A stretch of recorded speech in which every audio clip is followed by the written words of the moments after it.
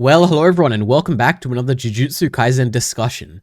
Well, not really a discussion, I guess, because it's just me now. Bacon decided not to continue with this series after a whole year of just us not talking about it, believe it or not, what a surprise. But I am here all by myself. I have read chapters 64 to 199, which consists of, as far as I understand, the Shibuya Incident arc, obviously.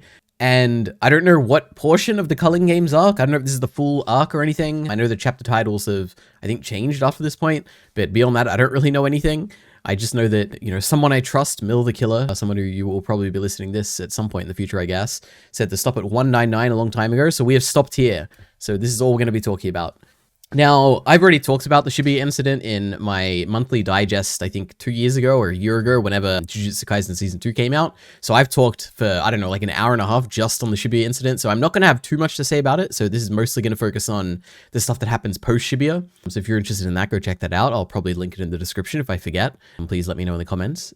But yeah, so let's just get started, I guess. What do I think? In terms of the stuff that happens after Shibuya, it wasn't what I was expecting, I can say that. My expectations were, just based on what I've seen everyone talk about it, like I don't know specific stuff. I mean, there's some stuff I've been spoiled on, like we talked about in the first video for this series, which is that I know that Gojo dies. I have an idea of like how he dies. I can only assume it's Sukuna who kills him. That would be like the only person who I think would be capable. But I don't know for sure. I don't know how he dies. So I guess we'll find out. But I think I've only ever heard people talk negatively about like the rest of Jujutsu Kaisen. And I've only ever heard people call this stuff after Shibuya boring. So I wasn't really expecting much. And it was fine, I think. Like it kept me engaged. Like I was still interested. I read through this pretty quickly. I think I've read over it in like maybe 4 or 5 days. Like I finished all the way from the start of Shibuya until chapter 199. So yeah, it's engaging. I guess here's how I would describe it. Probably similar to the majority of Jujutsu Kaisen so far. I think I'm reading this almost entirely for the plot, with every now and then, there's very few like emotional investment, like chapters or moments. And I'm like, oh, okay, you know what? I'm glad I'm reading the story because I'm a little bit emotionally invested. There's some cool fights, nothing too crazy, but yeah, I think that's like my main kind of takeaway bit. Let me see what I actually wrote in my overall notes. So there's, the one thing that this continues to struggle with is just explanations. It's just hard to follow sometimes, just everything. Sometimes the action is too hard to follow. Sometimes the explanation of powers are just too hard to follow. And it feels like there's so many powers that are like introduced for one chapter and you just never see them again. Or maybe that's not really a thing. Maybe you do see them later, but it's like, man, things just get explained like ad nauseum. It's just very annoying sometimes. That's probably the biggest drawback. Even the plot and the lore can just be confusing sometimes. Like I have like, I think I understand like 70% of like what's happening in the Culling Games, but like they keep talking about barriers and how people can, sorry, I'm also sick, can like leave the barriers, but some people can't leave the barriers. But then people do leave the barriers. And I'm like, why can't whoever that girl is, not Shibuya, Jesus Christ, making me just like, why can't she leave the barriers? And I don't know what's going on for like 30% of that stuff, but who cares? I'm here for the plot. I'm here to find out how Gojo dies. I'm here to... Why am I here? I don't know. I enjoy it, okay? It's not that bad. But there are little things like just the annoyances and my confusions that annoy me. What else is there? I think what is something interesting that the story does after Shibuya is that it abandons a lot of characters. It abandons basically all of the Kyoto school characters. It abandons like, I don't know, that random sword guy who was in the Shibuya incident, who voted for Itadori's execution.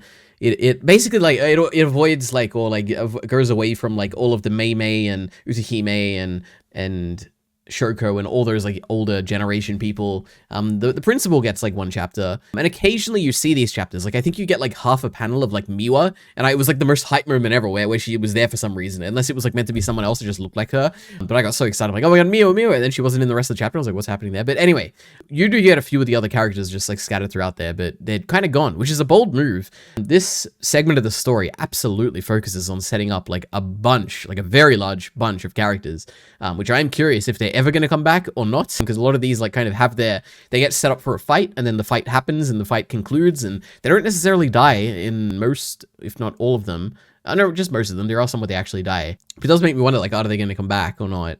But yeah, a lot of characters, a lot of interesting characters. I think some of my favorites would be Yuta is not new, but Yuta I like a lot. He's really good. He's a very lovable character, is probably the best way to describe him.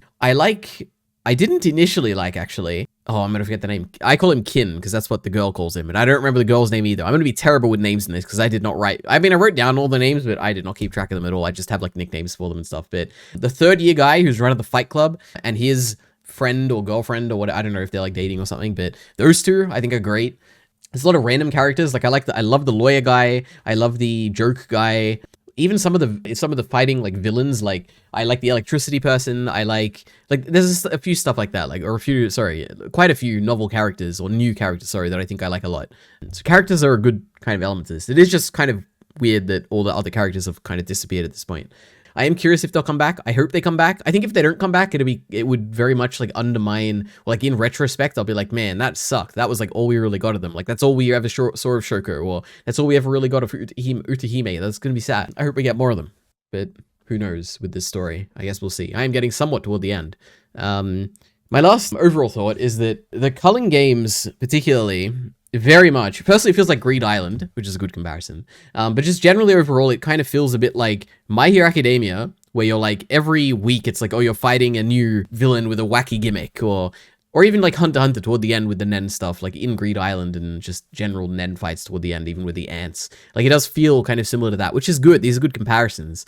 The problem is that, like, Jujutsu Kaisen, besides Shibuya, which somehow miraculously managed to get me emotionally invested, for the most part, especially in the fights, I have very little emotional investment. I think the biggest, like, culprit of this is when, oh my god, can I do the names? Mai and Maki. When Mai sacrifices herself, if I'm understanding correctly, to give Maki the big boost in power because they're like twins or whatever. I actually really like that as like a concept or like a lore thing. Like, oh my gosh, if one of the twins sacrifices themselves, the other like ascends to become Toji's level. Like, I was like, the whole time I'm thinking like, okay, so obviously she's going to become like as strong as Toji one day. We're doing this parallel, right? But how are we going to make it so we actually buy this? And it's like very convincing because Toji is unbelievably strong and was like able to kill a young Gojo basically.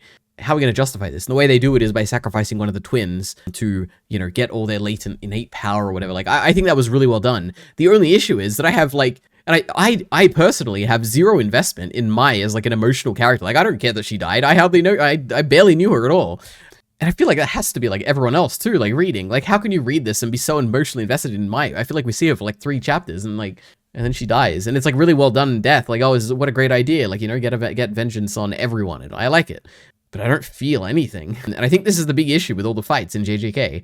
Like when, in the Shibuya Incident, when Sukuna kills the two girls who Geto saved back in the day, who were caged up in the flashbacks at the beginning of the Shibuya Incident arc, the hidden inventory, the girls with the cell phone and whatever, like those two, I feel incredibly sad. Like I'm actually emotionally invested in that kind of outcome or like that death, because it's like, you see them when they're young, you see that they're living a terrible life, and because they happen to be picked up or like raised by a bad person, you know, Geto, after he becomes a villain, their lives go down a bad path and they ultimately die a sad death and achieve nothing, and their whole lives have basically been just sad and depressing and villainous. And it's incredibly sad, and I got emotionally invested in that. When Nanami is like fighting and talking about how he's going to take a vacation and like just, I don't know, thinking back on the friend that he lost when he was younger, that stuff, that's a fight that's like really emotionally impactful, you know?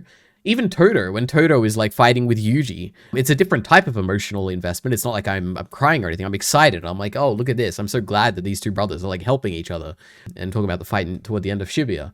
There's so many it's like a miracle that he managed to get all of these emotional invested like fights in Shibuya, and now none of them really feel like that anymore. I mean, there are a few, we'll talk about them.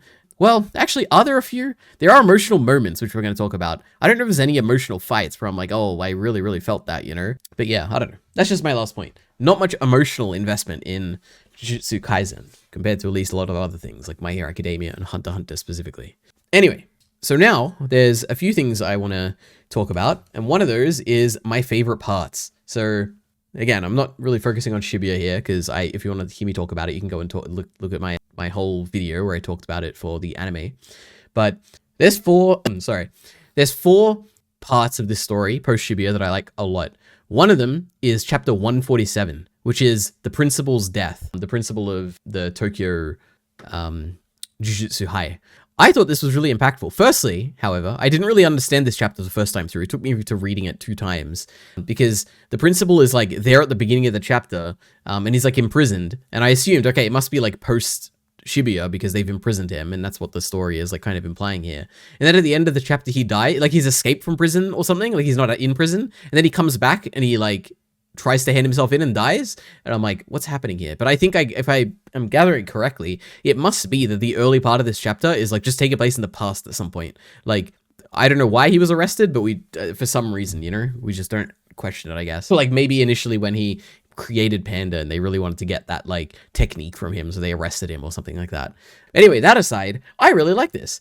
I loved, going back to emotional investment, I really felt it when you see his kids, quote unquote, which are like the puppets he's made, and they're kind of sad, and they're like, oh, he's gonna go and we're gonna miss you, and they're like throwing him a party of like, oh, we're gonna miss you party, and it was so cute. Like I thought that was very like emotionally investing, and I liked it a lot. I like the guy, the little kid who is like, I guess modeled after his, I don't remember who it was, but some family member. Like there was a woman who showed up in a wheelchair and it was her son, and this guy keeps going, aren't I a genius? And I'm like, oh, this is like so cute. I really like that. Just the fact that the principal dies at the end was incredibly sad because it just happened so quickly. You kind of hope that he doesn't, because he doesn't deserve any of this. Like he's just a nice guy. He has the biggest heart of them all, you know? And he didn't do anything. He didn't encourage Gojo or Geto to become, or he didn't encourage Geto to become evil, and he wasn't responsible for any of the deaths of Sukuna in like the Shibuya incident. Like it's so sad. His death is tragic. And then Panda just like going and showing up and being sad about it and not killing the Kyoto principal was also just incredibly emotional, you know? So fantastic chapter, you know, out of nowhere. Wow, emotional investment, you know, he can do it. I don't even know how to say this guy's name. Gege, whatever his name is. Wait, let me look it up. JJK author. Gege Akutami. And I just saw a picture of him. For some reason, I have just never seen what this guy looks like. That's kind of crazy. Wait, no, there's two different pictures of him and they look very different. So I have no idea which one is him. Anyway, so that's the first thing I liked. The second thing I liked was the four-way fight between Yuta, and I'm not going to know any names here besides Yuta. Yuta, Cockroach Guy, Sky Lady, who can manipulate the sky, and head beam, like, shooting cursed energy from his hair thing. I thought this was super cool. Firstly, I like Yuta. Yuta's great. You know, the fact that he's using Rika to, like, protect the people, like the normal people and kids inside the Culling game. I thought that was fantastic and really cute. I love the cockroach's design. I think the design is really, really cool. The cockroach curse, whatever it is. I like the moment where Yuta bites like the cockroach. I like the Sky Lady's powers. Like I think they're super cool. And I love toward the end where it's like the mutual respect, or like the fact that Yuta like kind of, I don't know what the word is, like makes this guy day by like fighting him after he's been arisen or like coming back from the dead or whatever. And I thought that was really cute and cool. And it was just a good fight. I liked it. It was fantastic. This is probably one of my favorite fights in just Jujutsu Kaisen overall. It was really good. So yeah, another thing I liked. Another thing I liked, yet another one. The third one is the lawyer fight with Yuji. I thought this was really, really cool. It's like a quick kind of 2-second fight. Like it takes like 2 chapters or something. But the premise is that you have this lawyer guy or public defender. I think is a public defender. I don't know the real terminology, but he has a domain expansion. And the domain expansion is that you're inside a courtroom and you're presented with I guess you're prosecuted based on something that you may have committed in the past. So Yuji has 2 things. One is that he illegally entered a gambling thing. The second one is that he killed everyone in Shibuya, and then he has to plead guilty or not guilty. I thought this was cool. I thought the power is really cool. It's one of the ones that intuitively immediately makes sense.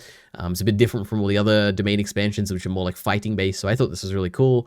And I also liked how it led to Yuji kind of, no, you didn't have to confront it, but like the fact that it came up, like the idea of him killing everyone in Shibuya and his guilt about it, and the guy forgiving him for it, or not forgiving him for it, but saying like he kind of understands, or it's not your fault, basically. I liked it. It was cool. It was cool to see like a novel character, or why don't I keep saying novel, but a new character kind of give Yuji that perspective who has not seen him through the Shibuya incident. I thought that was kind of cool. So I like that fight.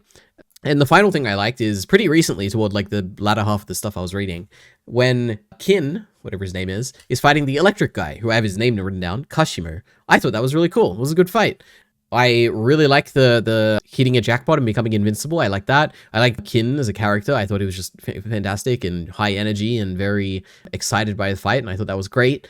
And I absolutely love that Kashimo was on our side now. I thought that's really cool because he's incredibly powerful and kind of interesting. So I'm glad to have him on our side. So yeah. So that's my favorite parts of all this stuff I read. Now my worst parts, or the stuff that I didn't like, or I hated the most. The first thing is probably the Megumi and Receipt guy fight. I don't know what that was, but that guy had like I don't know what his name was, sorry, but he had like receipts, and if you I'll be honest, I don't really remember, or really, I don't know if I ever really understood, but something to do with the fact that he can turn a receipt into real life or something. I think he had a receipt for a car and he turned it into cars or something. This was incredibly boring. I don't care about the power of the receipt power at all. It's just boring. I don't know. What can I say? The second thing I hated, and this is the thing I hated the utmost, is actually, sorry, I spoke a bit too early because I'm reading ahead. One thing I hated was the manga character guy. Anything to do with him basically was pretty annoying. I didn't like the gags, like the jokes or anything. I don't like the meta reference to the fact that like a manga author is writing about a manga author. I don't like the character. Not good. If they ever show up, I don't like it. I hope they don't come back. I think they are still alive, so they probably will come back. I don't like it. Now, this leads to the worst thing that Jujutsu has ever done, and it is a chapter where I started reading it, and then I just decided I don't care about this at all, and so I just skipped it, hoping that it wouldn't come back to bite me. But it was chapter 183, which is when the manga artist guy is fighting the third year Oh, I have his name here. Oh my god, Kinji Hakari, the third year. So when this is the chapter where he takes his time and he explains his domain, or was it his domain? His curse technique or whatever. And my god, like, I don't know if it was because it came right after the manga guy's introduction, who I hated, but I saw the first page, and the first page is, like, introducing these, like, characters who I don't remember if they're from, like, the manga character or from Hakari's domain or something, but, oh my god, they had all these, like, backstories, and I'm like, I can't read this. Then I go to the next page, and it's, like, a massive explanation for his, like, power, and I'm like, I can't read any of this. So I'm like, okay, maybe I'll be lucky and I'll skip, like, I skip the next page and I'm like, okay, maybe I'll get it. And then he's talking more about his power and I'm like, I can't do this. And I kept going and I'm like, okay, maybe I'll just look at the action. And then the action is all based on the power. And I'm like, I don't know what's happening here. So I just skipped it and I'm like, okay, hopefully this power never comes back. And it's like one of those, like, domains that will just happen once and we don't have to worry about it and all the details that are actually relevant and anything relevant they'll explain in the future.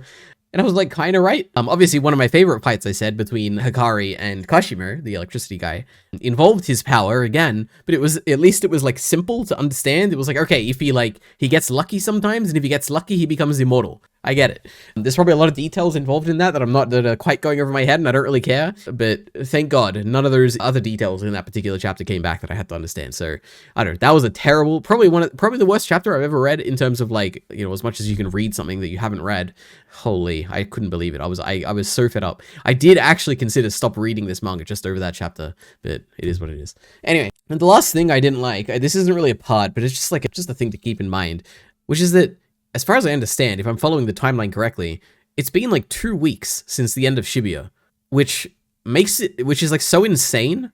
The fact that, like, the world has shifted so much in 2 weeks that I must be understanding it wrong. Like, maybe the time where they've shown me the dates have been all flashbacks, and it's actually, like, we're way, like, after it. Like, it's been, like, 6 months or a year after, like, Shibuya.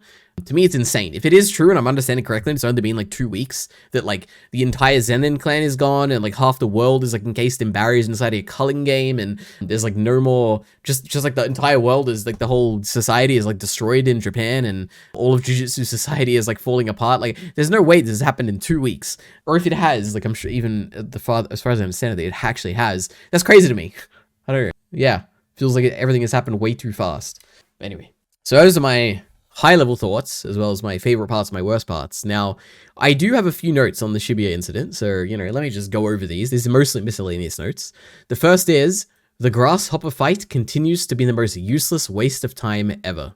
The only redeeming quality of this in the manga is that Gojo's fight with the special grades happens before the grasshopper fight, as far as I understand. And if I remember correctly, I think in the anime, the grasshopper fight comes first. Or it, like, breaks up Gojo's fight, where you have, like, at the beginning of Gojo's fight, and then, like, you cut the grasshopper episode, and then you go back to it. I'm like, oh my god, why are we doing this? But my goodness, is it such a waste of time? And I'm like, why are we doing this? So I did not like that. Another thing to talk about, actually, this is a bit broader than Shibuya. This is something I talked about with Bacon last time in the discussion, but I've got a little bit more context now, and it's baffling me a little bit, I have to say. And I'm talking about the fact that when Yuji was first meeting Todo had a big revelation that, like, oh my god, Yuji, you're my brother. And we're, like, meant to think of it as a gag. Like, Todo was, like, kind of a wacky guy. He kind of, because of they shared the same girl or the same, like, type of girl that they liked, or something like that, I think, then he's going to think of him as his literal brother. And then later on in Shibuya, you get the reframing that the same thing happens to Choso, where they're, like, fighting, and then at the end of the fight, Todo kind of has this big revelation that, oh my god, Yuji is my brother. And he, like, thinks of him as his brother now going forward. And this is like probably, if this is actually true, this is the best thing Jujutsu Kaisen has done, and it's like so much better than anything else that this story has done. It's so interesting because it completely reframes Toto's initial character, like not character, but initial like interaction with Yuji, as instead of something goofy and heartfelt and like a great kind of like, oh my god, look at them, they're like best friends now, it makes it incredibly sad. And it's like the moment where Toto was manipulated into liking Yuji, which I think is really cool. I like it. And it is the coolest revelation that's ever like happened in this, where you get the moment later with Choso, and it just completely reframes the original stuff with Toto. The problem is that like, this has to be the case. Like this is obviously what it is, because if it's not what it is, like, sorry, let me take a step back. This obviously has to be the way it is because the language is exactly the same and the outcome is exactly the same. And the Choso thing is not a joke. Like it is something that he realizes and it changes like the trajectory of the end of that arc. Now, the problem is, it seems that the story is also at the same time trying to legitimately make Yuji Choso's brother, because of, it does seem that Yuji's mother is like might somehow be related to Kenjaku, who's the ghetto like Noritoshi Kamura guy, because we got one flashback and they had like the sewn like things on their head, which seems weird to me because as far as I understand, only Kenjaku himself like has that, unless he was experimenting with Yuji's mother for some reason, like 15 years ago or something like that. But anyway, so what was I saying? It seems that the story wants it both ways, where it's like Yuji is manipulating Toto and Choso, but at the same time, he just happens to be like Choso's brother as well at the same time. And it's like, it's like such weird writing where like, it's just a weird, it's like the strangest coincidence. Cause the initial like reading of like him, it being like his like curse technique or something like that is what I would assume, or like something innate to like who he is. The initial thing is like so good. And to make it like it's just so weird. I don't know what to say. It's so weird to me. Because the other possibility is that the initial Toto thing is a joke. And for some reason, he like used the same language as the joke later with Choso. And like doesn't understand that like that kind of ruins the entire appeal of it. I don't know what I have no idea. I hope we get, I know we will. I mean, we have to. But when we get more explanation on Yuji's backstory and mother, I don't know how this is going to like tie in together with the best thing that Jujutsu Kaisen's ever done, and whether it's going to like completely ruin it or like completely hopefully be nothing to do with it, and therefore it can still be a true thing that I like a lot, but it is what it is. Anyway, I already said this, but the deaths of the two girls was really sad. The girls with the cell phone and whatever, like I like them a lot. They were really sad when they died. One thing the manga does, which I don't think the anime did, is sometimes Sukuna, or just in general, I don't know if it's Sukuna and someone else, or like that girl he's with, or someone else entirely, or maybe even Jogo, sometimes they'll like say something and it'll have like a black square. I remember this happened twice. There was like a location, I think, that was said, or like maybe I don't know, I think it was a location. And then later on when Sukuna is, I think when he's using the fire arrow against Jogo, I think he like says like a little black square again there, and I don't know what that means. I think if I'm remembering correctly in the anime, he says like fuga or something, which does the black square mean he's speaking like an ancient language? Like, is that what's happening? That's the only thing I can really assume is happening. Actually, speaking of language as well, I just remembered this. I don't have a note on this, but at some point randomly, Kenjaku started speaking. It could be Japanese, but I assume Chinese because it was all in kanji or like Chinese characters, for like 2 panels, and then that was it. I was like, what's happening here? Like, is he in China? Like, what's that? I'm so confused. Anyway, side point. The point is, why does Sukuna use the black square sometimes to talk? Ancient language, that's my only assumption. But please, if you know, and I'm not like meant to, or maybe if I find out later, don't tell me, like I'll read it. But if it's something that is just never explained, then please let me know in the comments if you have any idea. Another note on Shibuya is, I wonder how Mahoraga came into existence. Like, is it a curse? Is it like, did someone design it? Like, it's interesting to me. Like, I just wonder, because it's so strong. I just have no idea, like, how it came about, you know? What else is there? I love that Sukuna references Yamata no Orochi, as though it's a person he fought in the past. Like, was it someone who, like, almost bested Sukuna? Like, is it someone he had trouble with because of his ability to adapt to things? I thought it was really cool. I hope we, like, hear more about them or, like, see them, even, like, a flashback or something like that. I think it'd be super cool. Another thing, this is something that got me like surprisingly out of nowhere, which is that when I was reading through this, I was like, oh man, like there's a lot of good stuff in Shibuya, but God, I'm dreading like some of this latter stuff with Mahito, which, you know, I didn't like it in my second time through, but I was also dreading, oh my God, we're gonna get that Nobara backstory chapter or like 2 chapters and it's gonna be so boring. But my God, was I wrong? This is one of my favorite chapters. I was really invested in this. I loved her friend, and the fact that she sees Nobara cry when their adult friend like kind of leaves, and then later on when Nobara is leaving to Tokyo, her friend Fumi is kind of sad because she's like, oh, you were gonna cry, you cried for that girl, but you're not gonna cry for me. And then she does cry, and I'm like, oh, it was like super cute. And so I like that a lot. And then I also liked when we see their adult friend in somewhere in Japan in the modern day, and she's talking about how like, oh, you know, I tried to like, I was acting all adult and stuff for these young girls, and oh, they'd be so disappointed if they saw me now and saw how normal I am. And I was like, oh, that's like super cute. Yeah, so surprisingly, that was a really good chapter, and I like that a lot. I think one thing I've found is that whenever I get emotionally invested in Jujutsu Kaisen, it's like such a rare thing that I appreciate it a lot. And that's why the principal chapter is so good, and why I think this Nobara chapter is surprisingly really, really good too. But yeah, and also, I guess, my last note on the Shibuya Incident, which is very related to this emotional stuff, the Mechamaru goodbye to Miwa was also super cute and super sad, and I like that too. So yeah, that's my notes on the Shibuya Incident. Oh, let me take a drink. Oh, sorry. All right, now next up we have the post-Shibuya notes. So this is basically Culling Game notes, or stuff that happens right after Shibuya. So I have a few miscellaneous notes. I like the opening. You know, this I think was a decent like follow-up to Shibuya in terms of like where can we go from here? And opening with the Zenin clan and having like a bunch of new characters, which I thought was good, and just seeing like who's going to be the successor of what was his name, Naobito or something, basically the old head, the guy who did the 24 frames per second thing in Shibuya, who Joker killed. Who's going to replace them? And I was invested. I was like, oh my God, who will it be? And then obviously we get the misdirection, which is that it's going to be oh my God, what's his name? I don't know what his name is, but the fast guy who showed up later in a chapter, which I forgot to say is actually some of the worst stuff as well. I did not like that when he comes back as a cursed spirit, the Zenin guy. I was like, oh God. And it's very boring. It's very, very boring. God, I just got so distracted by how boring those chapters were. What was I saying? Oh yeah, we got the subversion that Fushiguro is actually being placed in the will. I assume because of like the fact that Naobito made a promise with Toji that like if your son has the power, then will pay 10,000 of him or whatever. Like something related to that is I'm guessing why Fushiguro became the head or got put in the will. But I thought that was cool. I'm like, oh my God, Fushiguro is going to be the head of the Zenin clan. How cool. What a cool idea. What a cool way to move the plot forward.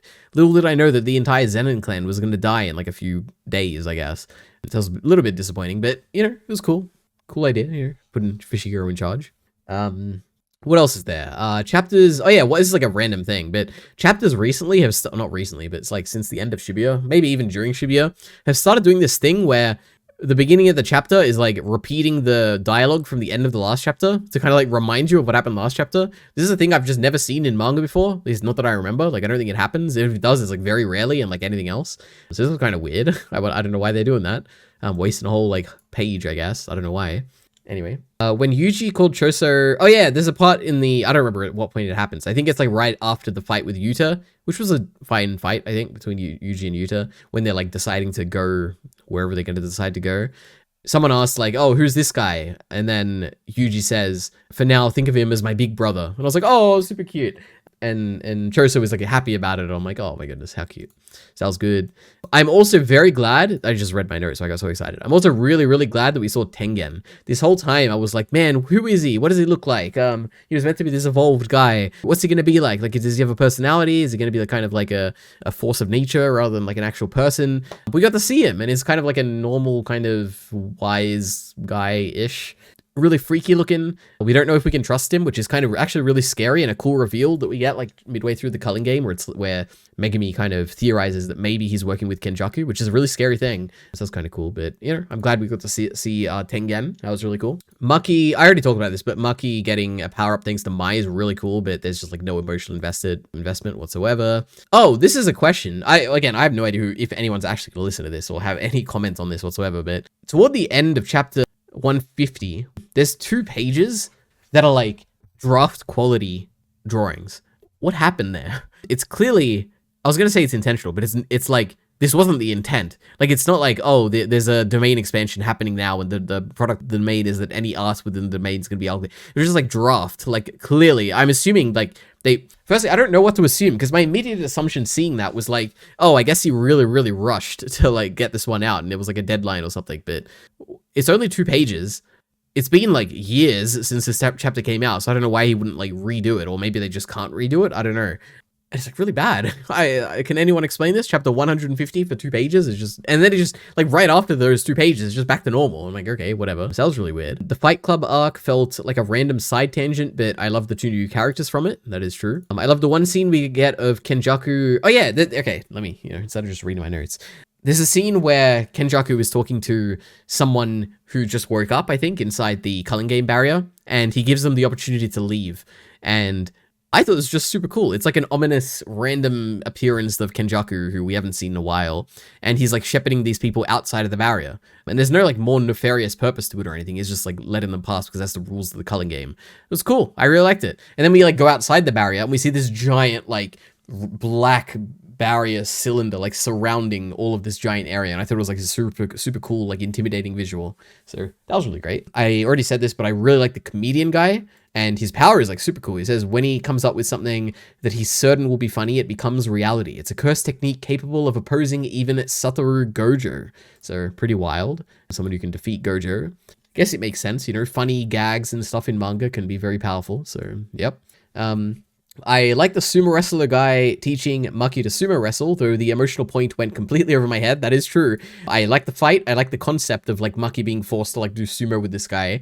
And I like that she comes out stronger from it. I have no idea why she comes out stronger from it. I have no idea what the like point is that we were meant to get from there, like character wise or emotional wise or lore wise even. I have no idea, but it was cool. I liked it. Speaking of, well, just one more thing. This is, oh my God, I'm dying because of how dumb this is. Sumiki, who, as far as I understand, is Fushiguro's sister, is such a funny motivation for this arc, because we really don't know anything about her, unless there is a lot that we know about her and I just don't remember. But my goodness, it feels like we don't know anything about her, and we don't really care about her, like, at all. I have no investment. She could die and I wouldn't bat an eye, like, whatsoever, and I'd probably laugh. I'd think, like, wow, that's kind of funny. But my goodness, she just keeps getting brought up as the sole motivation for us entering the Culling Games. And every now and then, Fushiguro or someone will be like, thank God we got 400 points now. We can save Tsumiki. And I'm like, am I meant to care about this random person who I haven't met, has never talked, I don't remember a single thing about, who is like related to Fushiguro, who, my God, do I not care about Fushiguro? I mean, it's just, yeah, I don't know. It is hilarious that this is like a central motivation. Yeah, anyway. I have 2 more notes, okay, on the post-Shibuya stuff. One is that, my goodness, I was so excited toward the end of this like last chapter, because Sukuna like talked to Yuji again and is like, I'm the disgraced one. And I was like, oh my God, he is. That's so cool. I'm so excited. I love Sukuna, if you can't tell. So I'm excited to see where this goes from here.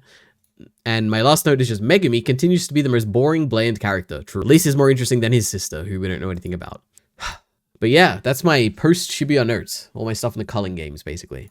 Now, I have a list of questions. I don't really have any theories. Like, I don't think this is a manga where I feel like I can really piece anything together. Some of it goes over my head a bit too much. One is, why is Yuki, the blonde special grade sorcerer, why is she a special grade? Like, we really don't know much about her. Like, does she have like a special technique? Is she like really, really strong? Or like, as far as I understand, it's very few like actual special grade sorcerers. Like, there's Yuta, there's Yuki, there's Gojo, and I think there's like one more, maybe Miguel or something. I don't remember. So it's kind of crazy to me that she is so special grade. Like, she kind of feels like special. Like, oh my gosh, she always knows what to do, and she showed up at the end of Shibuya and like saved us. But like, what? Why? Are we gonna find out more about her? I hope. She's with Tengen. Is Tengen gonna kill her? I don't know. Is she secretly working with Tengen? Who knows? The other thing is that we find out that only one, they specifically state this, which feels like a weird, like, I don't know why we're stating this, where they state the prison realm can only hold one person at a time. And in order to store someone else, you have to take the person out of there so that you can store a new person inside. And to me, this feels like so ultra specific of a rule that, like, I feel like almost certainly toward the end of this story, someone is going to be in prison realm. I don't know who it is. I'm assuming it's not Gojo, because as far as I understand, Gojo dies. So is it going to be Kenjaku or is it going to be Sukuna? That's my guess. It's got to be one of those, right? My guess would be Kenjaku because that would be the irony of the fact that he like sealed Sukuna, he sealed Gojo in there. He's going to get sealed himself. But I guess Sukuna could be interesting. It is wild because I don't know anything about the end of this story besides Gojo's death. Like I have no idea who's going to be even the main like villain at the end. I have no idea like if Sukuna is going to like just win. Like I don't know anything.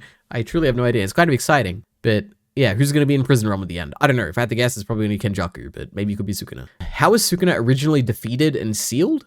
No idea. Did he just die of old age? I don't know. I'm interested. Why is Yuji so strong? What's his deal with his family? I don't know. I complained about this before when it came to the fact that he apparently is Choso's real brother. Why? Weird. I don't know. Are we going to get more? I hope so, but maybe not. Maybe it's for the best if we don't get more.